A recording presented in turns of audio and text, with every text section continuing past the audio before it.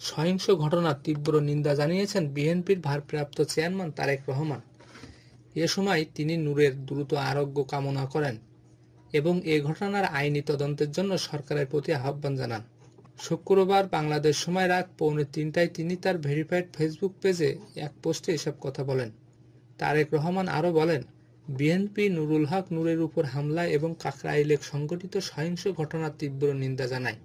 আমরা গণতান্ত্রিক উত্তরণের এক অত্যন্ত নাজুক সময়ের মধ্যে আছি, যার প্রথম পদক্ষেপ হলো জাতীয় নির্বাচন।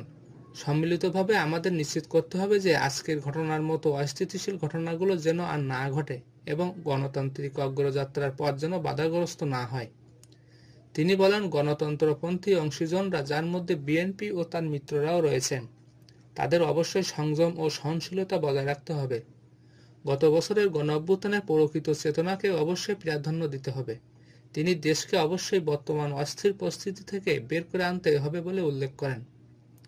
তারেক রহমান বলেন, আমরা যদি বাংলাদেশকে এগিয়ে নিয়ে যেতে চাই, তাহলে আমাদের এই মব ভায়োলেন্সের সংস্কৃতির বিরুদ্ধে সতর্কতা বজায় রাখা, আইনের শাসন সমুন্নত রাখা এবং একটি শান্তিপূর্ণ ও স্থিতিশীল দেশ গড়ে তোলা উচিত। কেবল গণতান্ত্রিক পথে জনগণকে ক্ষমতায়িত করা এবং সবার জন্য ন্যায় বিচার, সাম্য ও মর্যাদা নিশ্চিত করার মাধ্যমে আমরা একটি ঐক্যবদ্ধ জাতি হিসেবে সফল হতে পারি। নূরের উপর সংঘটিত ঘটনার আইনি তদন্তের জন্য সরকারের প্রতি আহ্বান জানিয়ে বিএনপি ভারপ্রাপ্ত চেয়ারম্যান তার দ্রুত আরোগ্য কামনা করেন।